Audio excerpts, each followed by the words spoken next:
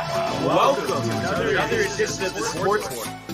And we are back. We got the full crew in the house. That is what it's all about. The Yankees, out of any team in the league, are the best equipped to handle a blow like this. I think there is a higher power at play here. He's due law of averages. That dude is the ultimate scrub. It's trash. Yeah. Every person you have in there is fucking trash. Next game, you're going to see a big performance. You can see it in the end of the game, and I'm just totally stoked and excited for this.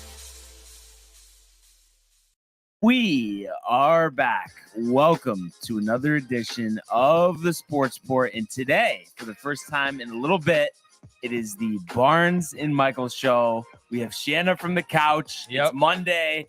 Big New York wins. Yes. How we doing, sir? Had a great weekend. How was your weekend? Awesome. Jets win. Couldn't complain. Yankees win yesterday. Yeah. Unfortunately, a little tough time the previous two games. But there is just so much to discuss. And I have to say, probably the craziest 2 weeks to start an NFL season we've ever seen. Let's just dive right into it. The world of the National Football League. 6 for 101, 2 touchdowns. Uh-oh. To Evans. Touchdown, Tampa Bay. How about that throw? Sam Darnold blasted. Oh, my goodness. Did he take a hit? In trouble once. Brings him down. Lost one for Odell Beckham Jr. Got it down. Touchdown. Right. All right, Michael. The Jets with a huge comeback, big 31-30 win over the Cleveland Browns. And probably since I've been watching the Jets, probably the craziest game, the craziest win that I've ever seen. Yeah. Onside kick. And that all aside, just take a look at the box score. I mean, Joe Flacco, 307 yards and 4 touchdowns. Only sacked twice. In a game that's featured 61 points between two teams with backup quarterbacks playing. You really don't see that these days. And, so as you can imagine, a lot of scoring. You think about the first quarter, the Jets start with the ball 3 and out. Browns go on a long 14-play, 90-yard drive, capped off by a Nick Chubb 4-yard touchdown run. That made it 7-0. But then the Jets go on a long drive of their own, a little mix of run and pass, and it's capped off by Garrett Wilson's first career touchdown, a 2-yard pass from Flacco. That ties it at 7. The Browns go on another 10-play drive, 61 yards, capped off by an Amari Cooper 6-yard touchdown pass to make it 14-7. But then the Jets answer back quickly with only 8 plays, 54 yards in 54 seconds. That was capped off by a Breece Hall 10-yard pass from Joe Flacco. So that made it 14-14 going into the half. The third quarter, a little more relaxed there. All you had was a Cade York 22-yard field goal, 11 plays, 5-minute drive. So it was 17-14 going into the fourth. And what ended up being very crucial and seemed a little crazy at the time, the Jets are stopped on third down here. They line up Greg Zerloin from 57, literally would have been good from 62. They used to call him Legatron back in the day. Obviously, he was on the Rams at that point, moved on to the Cowboys, kind of some uneven play since then, but that was a huge field goal. So that tied the game at 17. The Browns on the ensuing possession, 9 plays, 75 yards, capped off by a Nick Chubb 7-yard touchdown run. So obviously, that being his second touchdown of the game. Which is crazy. Take a 24-17 lead. The Jets get the ball, forced to punt, and it seems like the game was put away because the Browns get the ball back. Nick Chubb, his third touchdown of the game from 12 yards out, makes it 30-17. That was a 6-play, 42-yard drive that only took 35 seconds off the clock. But then Cade York, who hit the game-winning 58-yard field goal last week, misses an extra point. And at the time, you're like, all right, that's not going to really matter. The Browns are up 13. The Jets have no timeouts. There's only 1:55 left. But the Jets run 2 plays, and on the second play, former Ohio State first-round cornerback Denzel Ward gets burned by Corey Davis. Didn't seem like he even tried to guard him. 66-yard touchdown pass. So that made it 30-24 Browns. And then the Jets do an onside kick. You have Amari Cooper there fielding it for the Browns, just doesn't get his hands on it. And the Jets recover. And then they go 9 plays, 53 yards, drive, to leave 22 seconds on the clock. Garrett Wilson, his second touchdown of the game, a 15-yarder from Joe Flacco. They make the extra point to make it 31-30. Still 22 seconds left on the clock.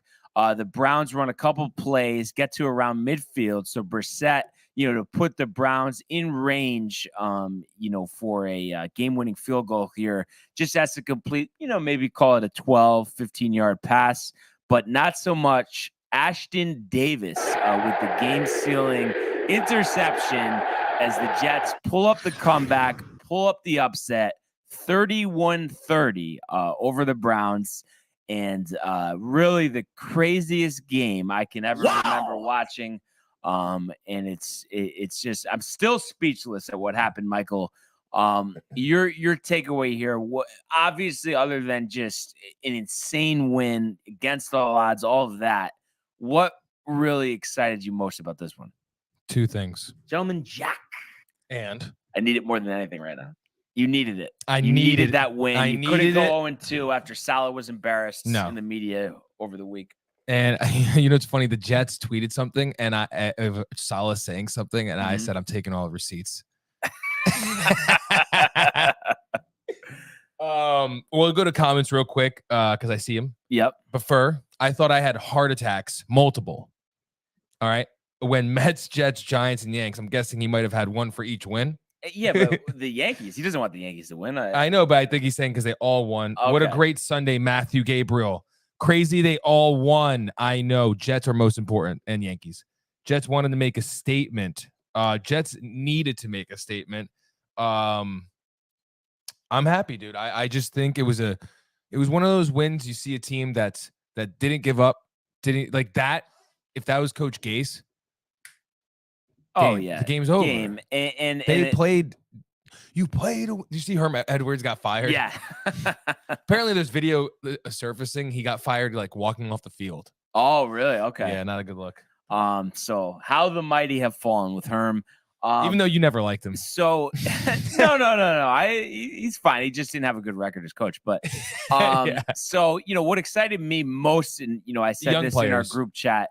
Specifically Garrett Wilson, 8 for 102, 2 touchdowns. I mean, really looking like a number 1 receiver. That's why they took him with the 10th overall pick. Fast, gritty, took a huge hit. Honestly, I swear to God, I thought he might have fractured his back.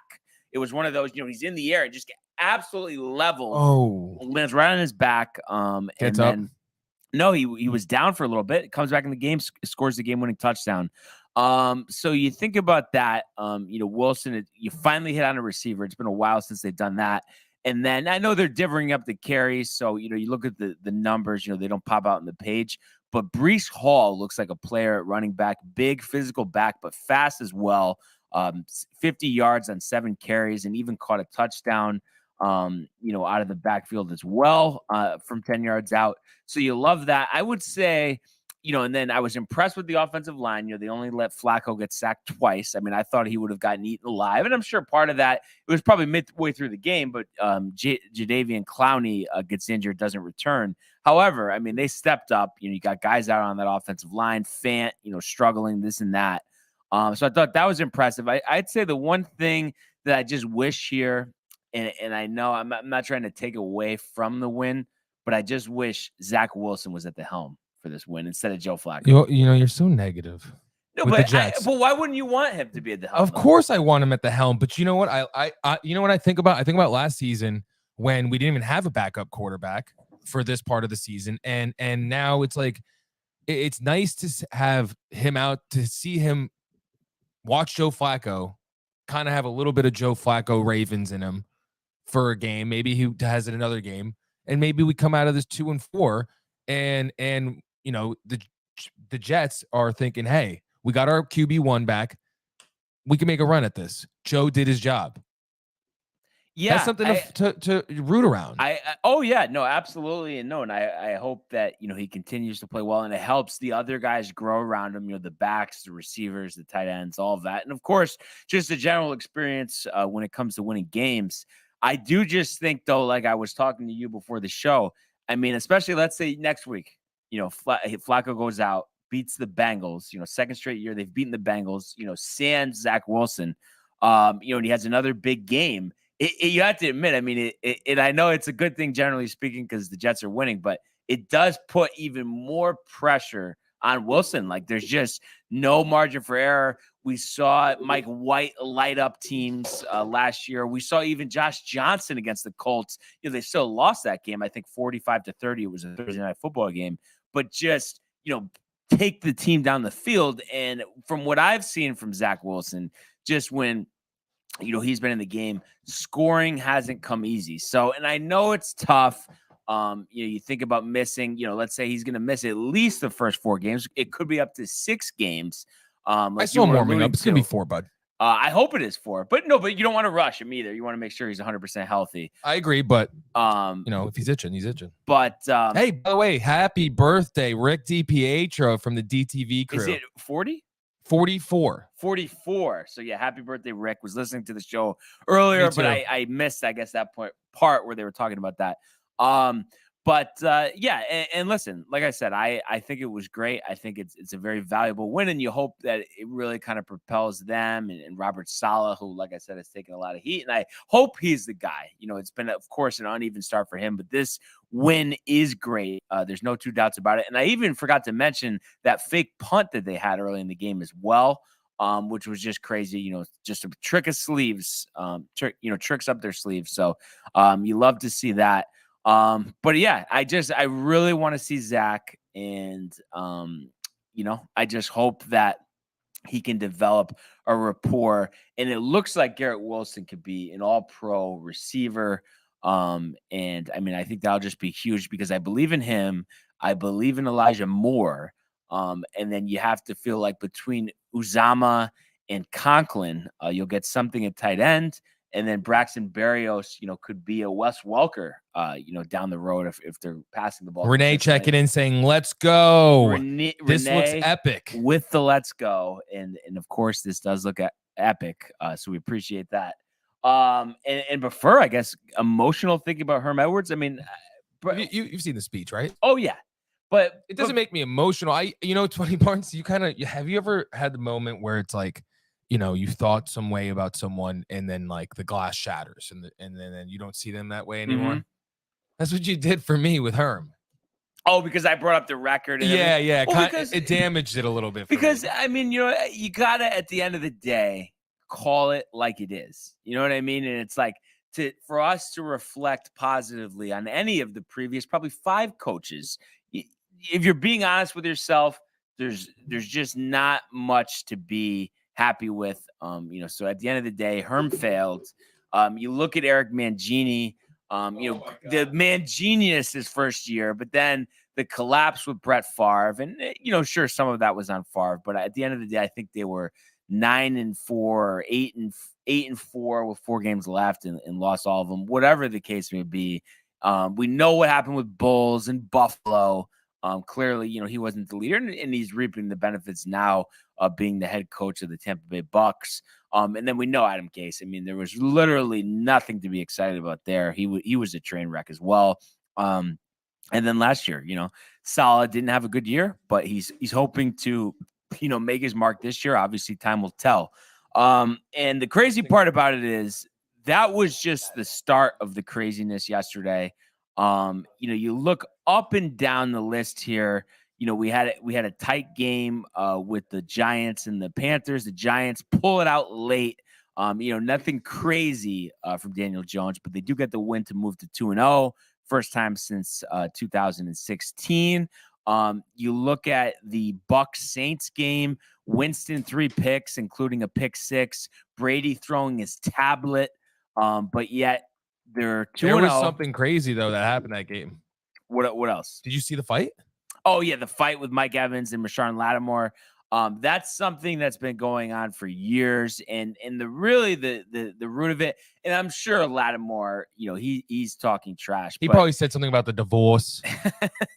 but he just Did you see what Mike Evans said though? Sorry to cut you off. No. He to the ref, he goes, "It's Tom Brady. What do you want me to do?" Yeah. But I think at the end of the day, he's just fired up because this game, I mean, for him against Lattimore, I mean, 3 for 61, that's actually a good game, but he's just bottled him up. So it's just years of frustration, but the Bucs finally do solve the riddle of the New Orleans Saints in the regular season. First win against them in their previous 4 attempts. And then also, we had a tight one between the Patriots and the Steelers. Renee's team, she was keeping track of it. She was Yeah. really happy after week 1. And it's a tough one for the That was a Steelers. horrible win. After a good win, the previous week against the Bengals, you felt like they should run all over the Patriots, but Belichick, I guess, has his way. But I think it's like, Is it time to bring the Rook in? What do you mean the Rook? For Pittsburgh. Oh, no, I don't think just yet. I think Trubisky's fine. You don't want to throw him in until he's ready. You look at Trubisky. I mean, he did only throw for 168 yards, but let's see him next time out. I think, just Belichick against a quarterback like that has a way of giving him a hard time. So I think they're going to wait a little bit there. And how about and Squant's actually sent out the video of this, Brandon being at the Colts game. I don't know if you saw it. He tagged us in it. Oh, I didn't see that. Yeah. He had to mention. I don't know if maybe I think Renee did it. Okay. That's awesome. But so he's at the game, and after they end their postseason hopes last season in Week 18, the Jags shut out the Colts 24-0. And me and Brandon were talking like already. Frank Reich, possibly on the hot seat after the way last year ended. And then to just be so flat this year, and I know they were missing a couple of receivers, but bad. Matt Ryan sacked 4 times too. 5 times, 3 interceptions.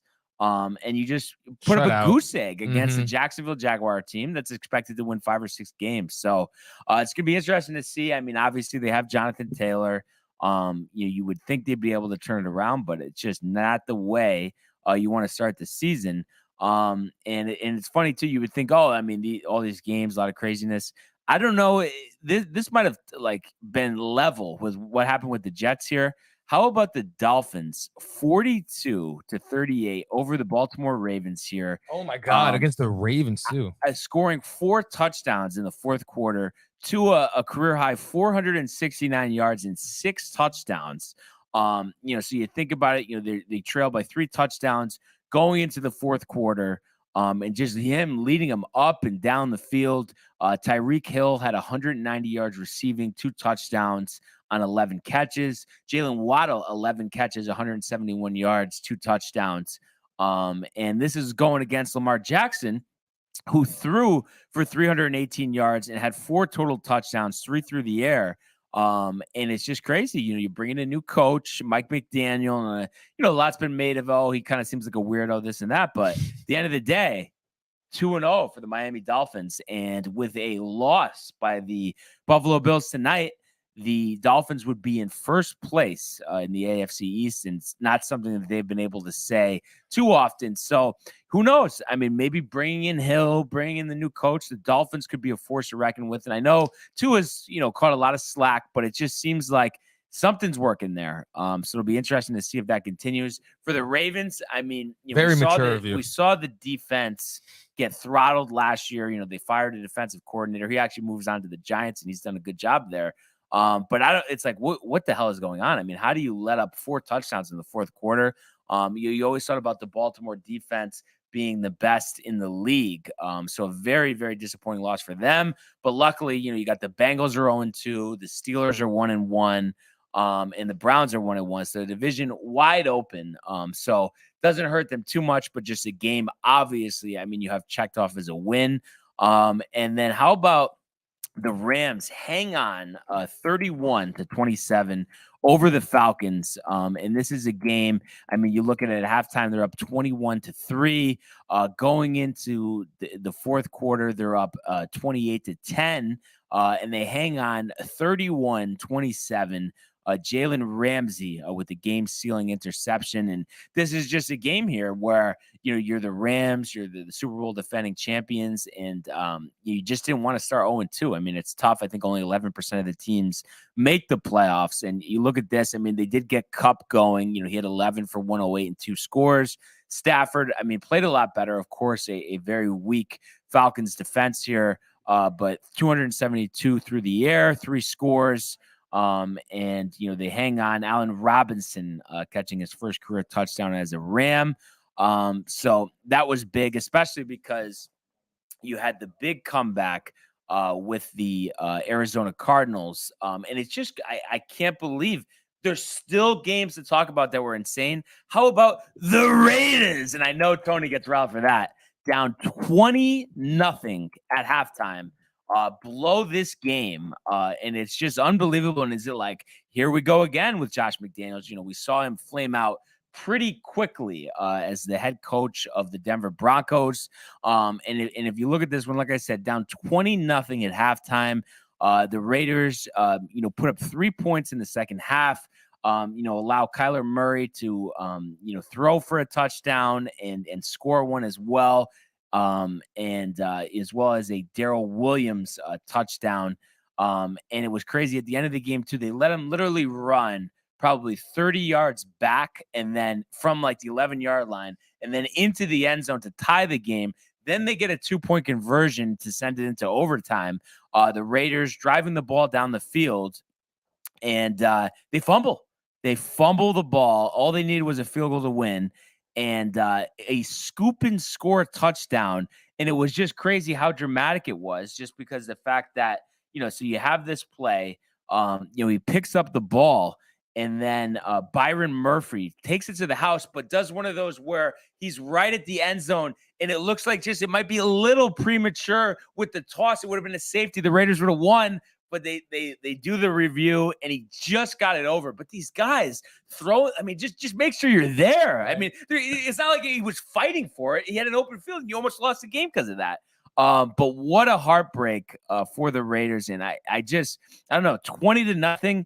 I mean, of course, we're going to want to say the Jets game out of all these was the craziest. I mean, you think about the onside kick and the fact that Nick Chubb, all he had to do was take a knee. They win that game. However, this one I think's crazier. The Cardinals. Yeah.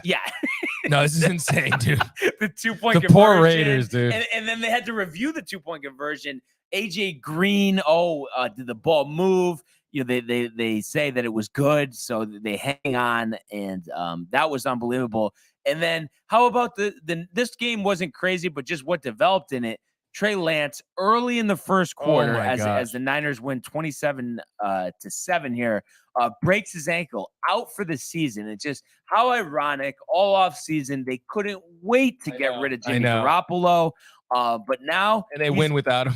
Now he's their starting quarterback. Obviously, they lost last week with Trey Lance.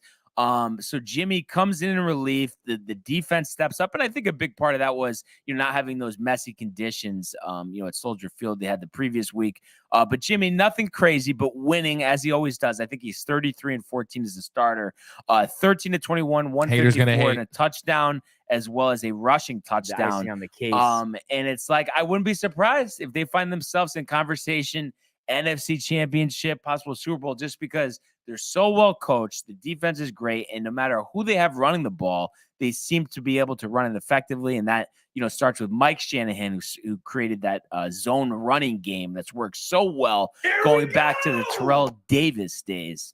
And we still weren't done with exciting finishes, Michael. 20-17, the Dallas Cowboys on a Brett Maher 50-yard field goal beat the Bengals, and this is with Cooper Rush starting at quarterback. And this is a game where the Cowboys jump out to a 17-3 halftime lead. But of course, struggle in the second half. Wow. Only kicking 2 field goals, no touchdowns. But Rush played pretty well. 19 for 31, 1 touchdown, 235 yards passing. And then you look at on the ground, I mean, they ran for 107 yards as a team and get that rushing touchdown from Tony Pollard. Complete confidence. But just enough. They did sack Burrow 6 times. So here we go with the offensive line.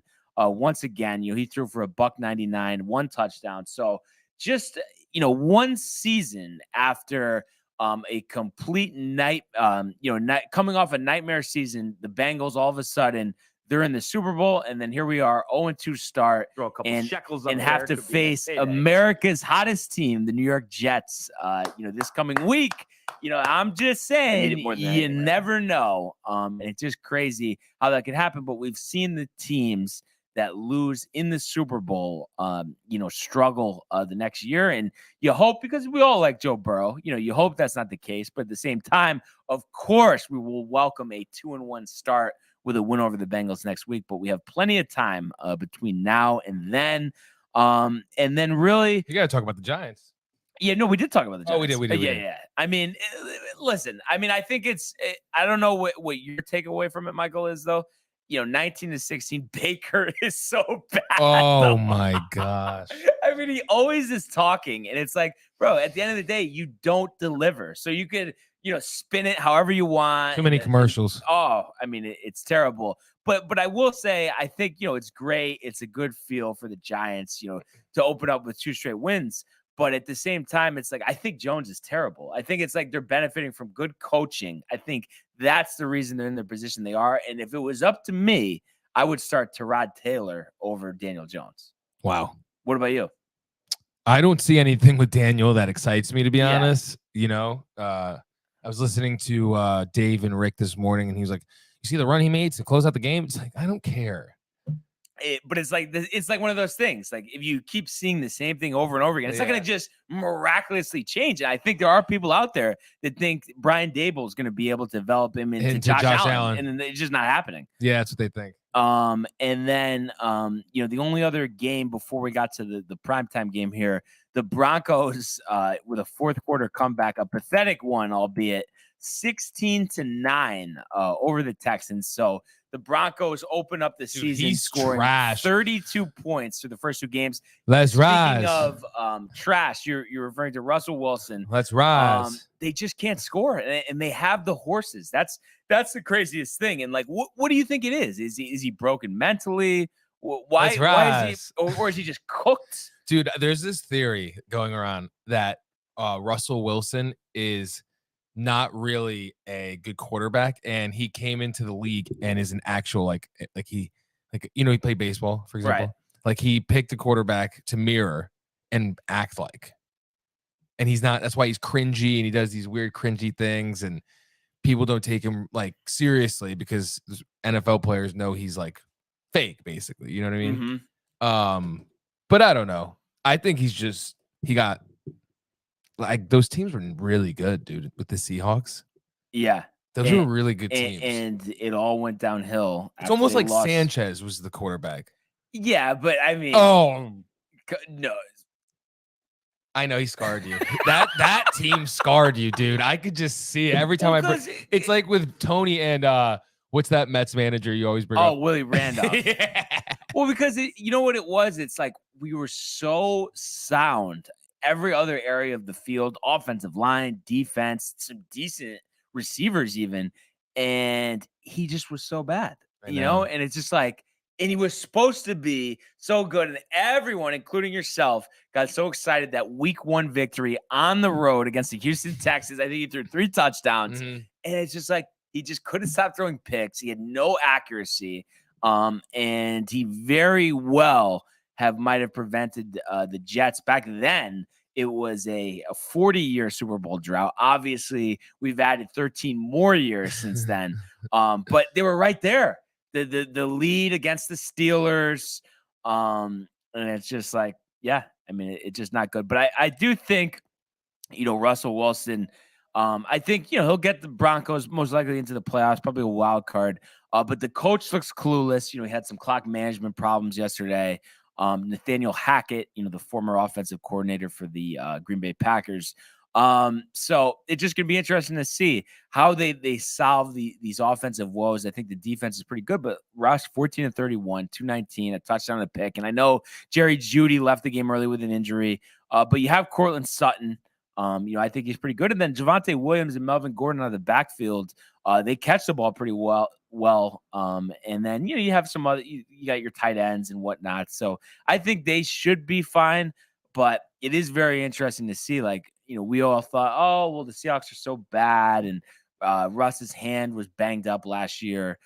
Maybe that's why he's not performing, but maybe, this is the downhill, climb he has. And like you said, a lot of people don't like him. I mentioned Richard Sherman calling him out. Do you think they make the playoffs this year? No. And do you think his numbers are like okay, mediocre? No, I think it's going to be alarming. Like really, like Mark Sanchez. Like there's divorce happening. A second divorce. Yeah. And then last game of the night, not as climactic as the other ones, but the Packers do get their first win of the year, 27-10, over the Bears. And most of the offense here, was done in the first half.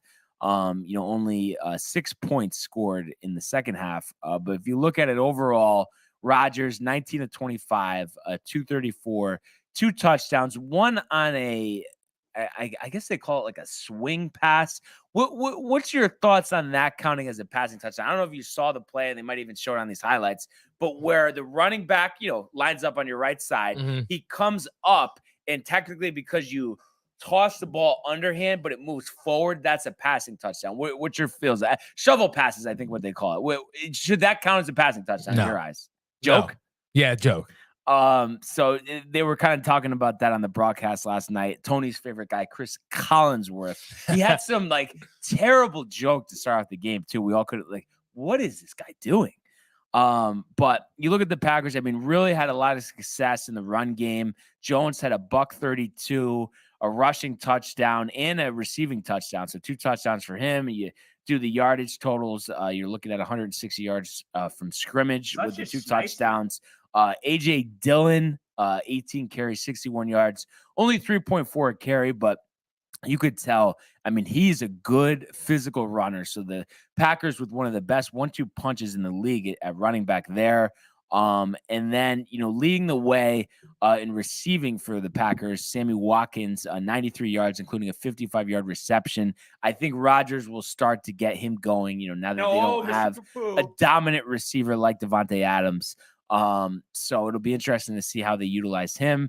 And then, defensively, you had 3 sacks for the Packers, as well as a Jahari Alexander interception. So, you got to like getting a win. It's on the next week. You looked terrible in week 1 against the Vikings. So you hope to kind of just build from this. And as Rodgers gets more comfortable with his receivers, I think you will see that. And it's funny, like Pooch always kind of calls me out, like says I'm a Packers fan, this and that, but I don't know. I just feel like Rodgers has dominated for so long in the regular season, and I know he's so talented. I just want to see him get to another Super love Bowl. Rodgers. Don't you kind of want to see him just in a Super Bowl? Yeah, dude, he's one of the best, man. He's a real one. He's a real dude, you know what I mean? And just you root for people like that. Yeah, absolutely. So we'll see what happens, in regards to them. And if, he gets on more on the same page with his receivers, I think that's going to be the biggest thing, because I feel like, the offensive line looked decent. I know they're still waiting for Balaga to get back. He's been banged up the last couple of years. But I think the defense is good. I think the running game is good. So you get Sammy Watkins in space. We know he has that rapport with Randall Cobb. I think, they'll be just fine. But already you look at the schedule here next week in Tampa against the Bucks. So you got the rematch of the NFC Championship game from 2 years ago. Obviously, Brady, Rodgers, most likely for the last time in their careers, especially in the regular season. Postseason, you never know what'll happen there. That's going to be a fun one. But you have to beat an undefeated, I know it's only 2 games, but undefeated Tampa Bay Bucks team on the road. So it's definitely not a gimme. So already, the Packers, feeling the heat here. having to win that game against the Bucks before they do get the Giants and the Patriots. A little easier time there. And then Matthew mentions 2 Monday night games tonight. I just saw that. So dope. And yeah, we do have the doubleheader. They didn't have it last year. They bring it back this year. One of the games is actually going to be on ABC and the other on ESPN. And you look at what we got for on the schedule here. Titans visiting the Bills. So that one coming from Highmark Stadium, Orchard Park. So we know the Bills fans will be ready. Supposedly right now anyway, 70 degrees in Buffalo. I'm sure the temperature will drop, very much so by the time we get a kickoff there. So that one, 7:15 on ESPN. And then 8:30 over on ABC. We have the Vikings going to Lincoln Financial Field in Philadelphia. So Vikings Eagles. One of those teams will move to 2-0 by the time the night is over with. And I think we're going to see a lot of points in that one. Both teams, the defenses are a little questionable. You think about the explosive playmakers on both sides between A.J. Brown, Devontae Smith, Justin Jefferson. The Vikings still with Adam Thielen. So there's a lot of guys that'll get involved in the passing game. So you'd expect a lot of scoring in that one. And then just in terms of the Titans, looking porous in week 1, losing to the Giants. Can they rebound here?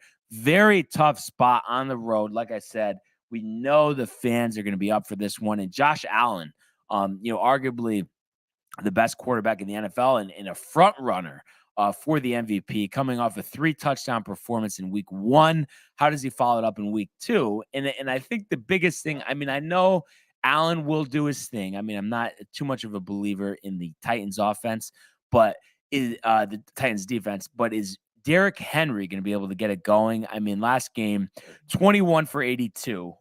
So, nothing crazy, didn't score. And I just think for him to, get a, for Tannehill to be effective, Derrick Henry needs to be that explosive runner running for 150 yards, trucking guys. And I just don't know if he can be that after getting injured last year and all the wear and tear on the tire. So I think this is a big game. Buffalo getting a lot of love from the bookmakers here. 10-point home favorites, total set of 47.5. And I look at this and it's just like one of those things. What I would say is at the end of the day, I do think the Bills are going to win, but I think 10 is a lot. So I could see, the Bills winning this by 7. And I think there'll be a lot of points in this one, as well as the game kicking off at 8:30. So my prediction here, I'm going to say Allen goes for 3 scores, all to Stephon Diggs, throws for 340 yards, Diggs 150 through the air, 10 catches. And then for the Titans, Henry gets going, 130 yards, 2 touchdowns. But the Bills, with a late touchdown to Diggs, win this one 35-28 to go to 2-0, to be tied with the Miami Dolphins for first place in the AFC East. And the Titans, unfortunately for them, falling into that 11% category as far as making the playoffs with an 0-2 start. Michael, I'm going to go to you here. Bills hosting the Titans. Are the Bills moving to 2-0? Your guy, Josh Allen. What do you got? Yeah, I think so. Give me something. Score. Is it close? No, I think it's a blowout. Something. Yeah, I don't see anything positive with them.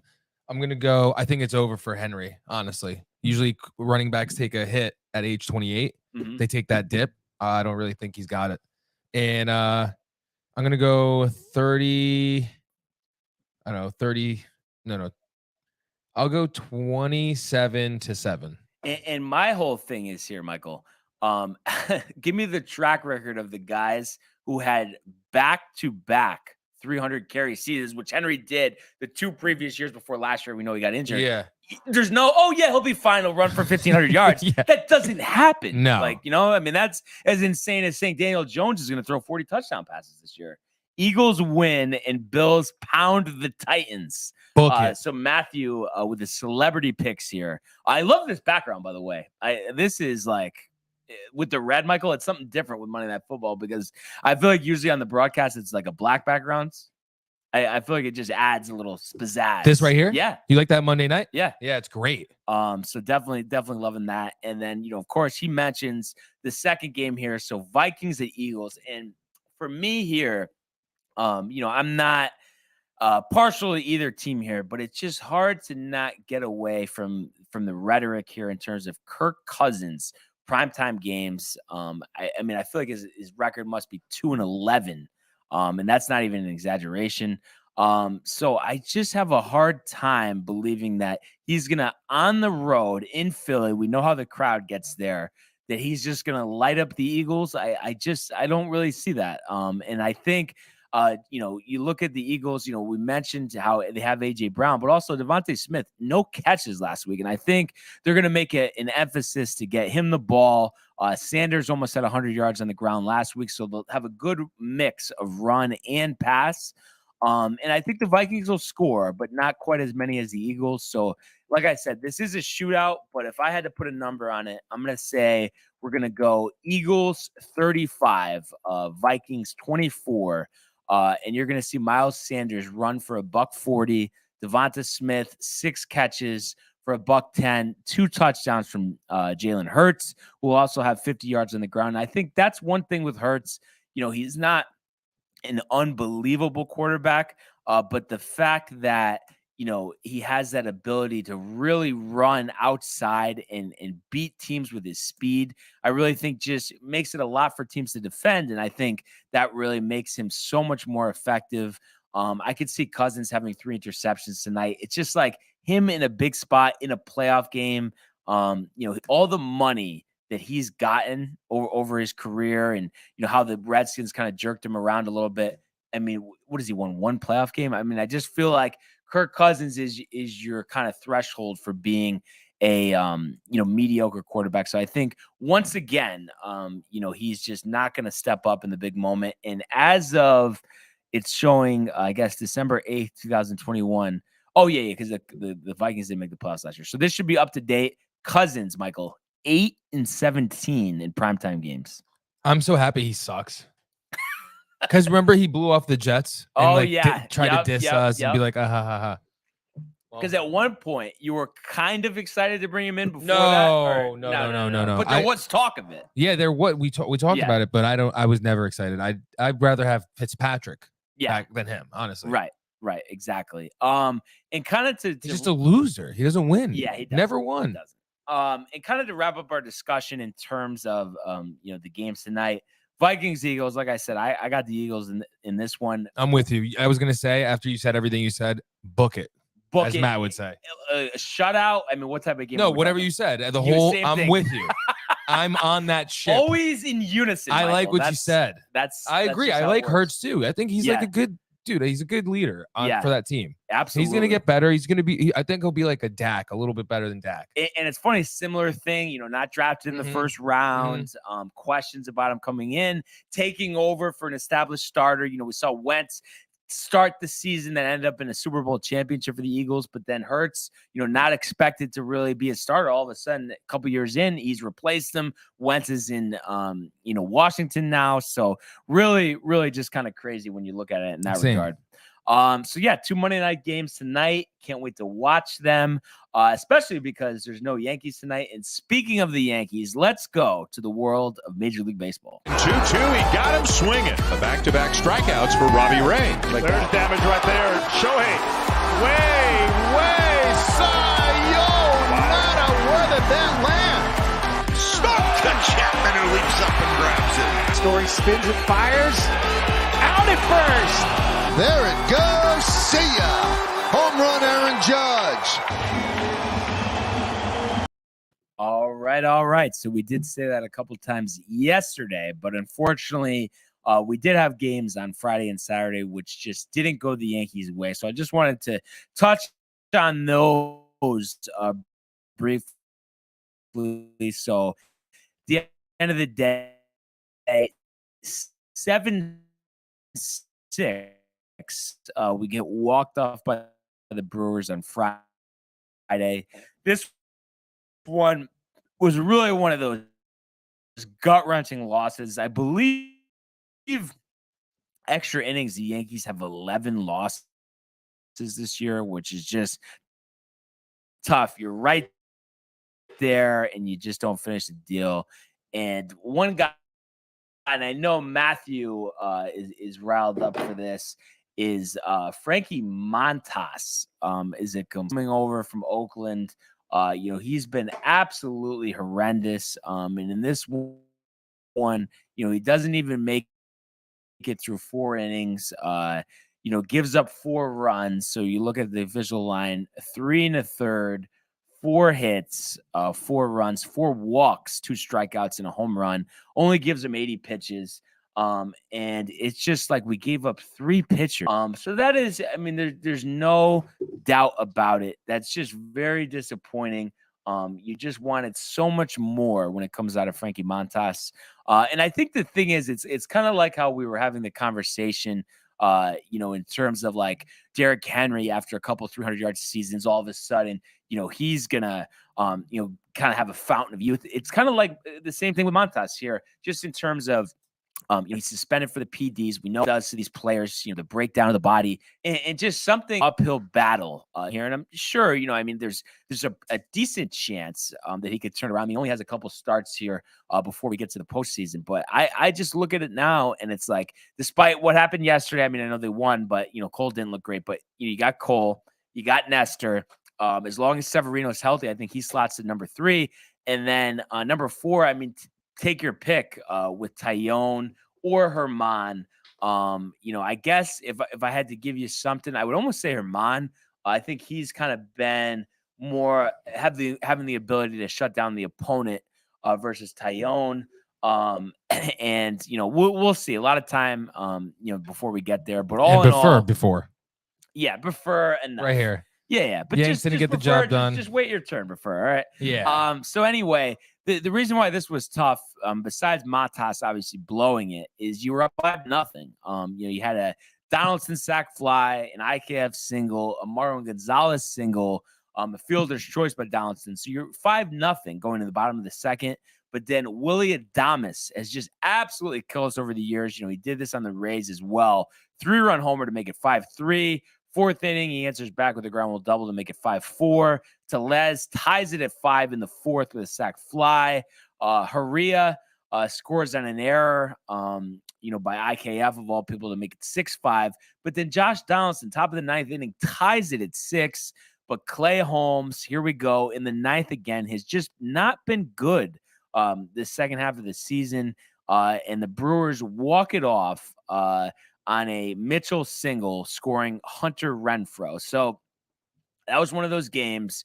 Could have went either way. Doesn't go your way.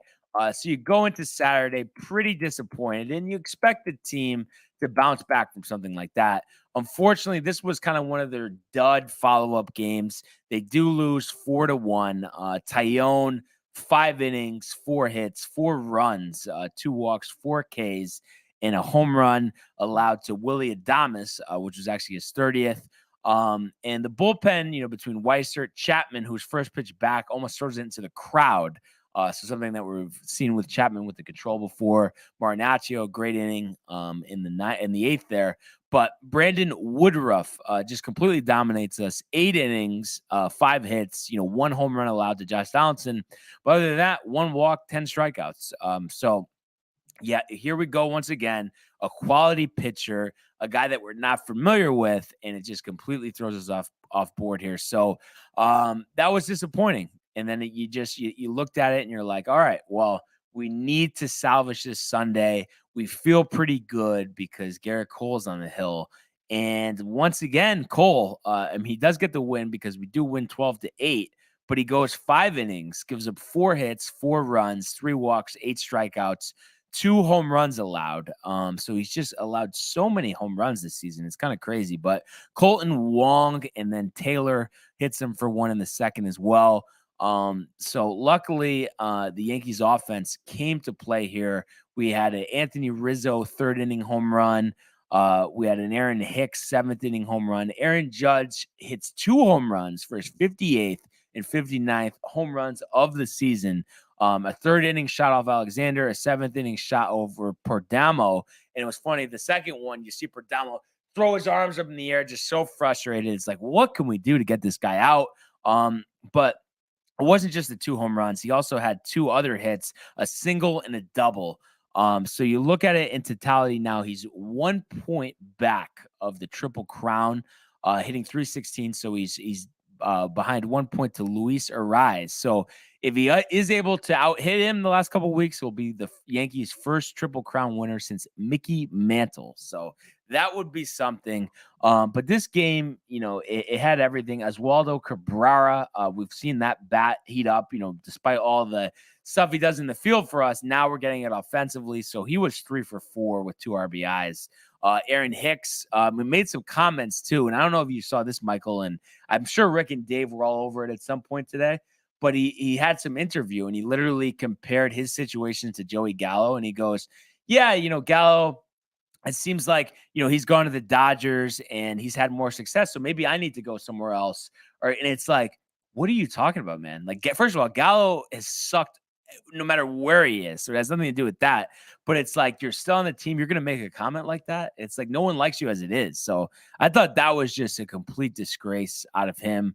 But listen, I think come postseason time, he won't have a spot. A lot of guys coming back. It was nice to see Rizzo back, hitting his 31st homer. 3 hits yesterday for Rizzo. So you add him with Torres, with Stanton, with Judge. That's a pretty good top of your lineup, not to mention DJ LeMahieu coming back.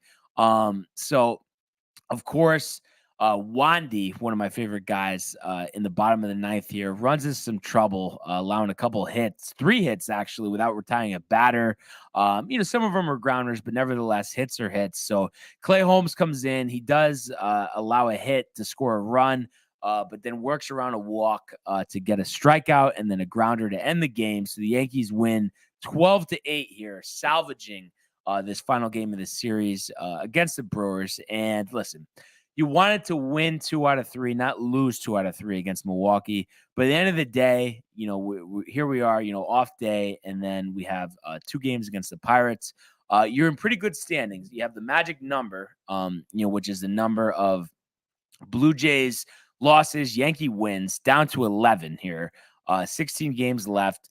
And right now a 5.5 game lead. So you feel pretty good about that. The Pirates, the 2-game set. I mean, they really should sweep that series. And then just the fact that Aaron Judge has a chance here. He's 2 away from tying Maris, obviously 1 away from tying Babe Ruth at 60. So that's just an achievement like no other. In a season, Michael Kay said on the broadcast again yesterday, we really might never see a season like this again. He has a 20 home run lead to the next closest guy. I mean, it's unbelievable. It's so exciting. And that's why I've always said, he was my favorite player of all time. The way he produces, we've just never seen an athlete like this. So big opportunity coming up here. And I do think within the next week, we should clinch here because, the schedule lines up in our favor. I mean, it's the Pirates, then it's the Red Sox. So think about those 6 games, 4 with Boston. I mean, there's no reason that we shouldn't go 5-1 because I think we'll sweep the Pirates. Maybe 1 gets away against the Red Sox, but maybe not. Maybe we win all 6. But that'll really solidify our spot here. So I feel pretty good despite losing 2 out of 3. And despite whatever Buffer has to say, if you would, Michael. His second comment was Judge getting the Triple Crown will cost the Yankees a pretty penny, re-signing him as a free agent. But the cost is irrelevant, Buffer. They could give him $500 million and it would be worth it. Besides his play on the field, it's just what he brings, from the excitement from the fans. Everybody wants to see him. The jersey sales, the attendance, the TV ratings, the endorsements. You can't put a number on it. So this is obviously a good reason. He's obviously the centerpiece of the success that the Yankees have had this year. So it's all good. I mean, there's no other way to say it. And Michael, do you ever think, besides maybe, he has another couple of these seasons left in him. Do you think we'll ever see a season like this from Judge? Like from someone else? No. He'll do it again, I think. Mm-hmm. I don't doubt that. Like there's a higher chance of him doing it again than a chance of someone else doing it. Like, I don't know, someone named Pete Alonso. Yeah, your face, but because it's a joke, Pete Alonso. And it's just like the thing that really impresses me, he's so big, but he's so agile. 6'7", but he probably runs a 4.4. Plays Gold Glove defense. You saw those stats, his basketball, high school, and football, and everything. Unbelievable. And then Ohtani might win the Triple Crown. I don't know if maybe losses are involved with that. I mean, he's not even close. What are you talking about? Anyway, but the balance he has at the plate too. You see so many guys lunging at pitches and stuff, and it's such a graceful swing. And then everybody kind of likes to, he just drops the bat. Guys now get into the whole bat flip thing. You would never see him doing that. Very reserved, handles himself like Jeter, like we've mentioned many times. So just so exciting. And I mentioned to you 2 games this week coming up. So we haven't had a Barnes takeover, a little bit, about a month or so. I can't wait. So a lot to follow up since the last experience with the Mets. But I think, Pirates and then Red Sox, I don't think there's going to be too many Red Sox fans at the stadium, just because they're going to travel from Boston to see a last place team. I don't really think that's going to happen. So I think we'll take over the stadium. A lot of anticipation where Judge is going to be with the home run count. So excited for that. Definitely will bring you some live action from the stadium. Got a little time till then, and we are off tonight. But we'll be back in action tomorrow. In the game I'm going to be at on Wednesday, Luis Severino makes his long-awaited return. So can't wait to watch that one. But I know even though Tony's not here and just prefers just chomping at the bit to talk about the Mets for a second, they do sweep a last-place team in the Pittsburgh Pirates this weekend. So I don't know how excited you could get, about that. But they needed to do it because the Braves have been winning. So obviously that was big in that regard. Mets got the job done against the Pirates, winning 4 games in a row. Imagine we sweep the Brew Crew too. Imagine if the Brewers sweep you though. For what's going to happen then? So it's only they've won 4 in a row. Braves have won 3 in a row. So it's still a 1-game lead. So I know they only have a 1-game lead. Prefer has made a lot of comments, just about the Mets better this, better that. But the thing is, it's 1-game lead. The Braves are hot. They're defending champions. A lot to play for here. So 100%. Of course, winning 4 games in a row, it is the Pirates, but you took care of business. You have to give them credit for that. And you saw yesterday to finish off that 4-game sweep, Jacob deGrom on the hill allowed 3 runs on a home run to O'Neal Cruz, the guy Tony's been a fan of yesterday. Does strike out 13 batters, doesn't get the win because of that 3-run homer, but a 7-3 victory yesterday over the Pirates. And prefer mentions the Brewers. They're obviously, we'll face them next. I just think the Brewers are really fighting, for their postseason life. So he's talking about sweeping the Brewers. They probably have their eyes on a sweep themselves. So I just think it's not going to be an easy task. We've talked about this soft schedule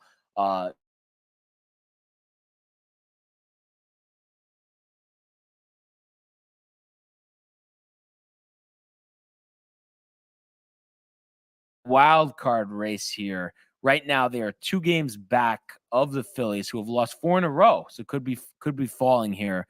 And probably not going to catch the Cardinals in the division.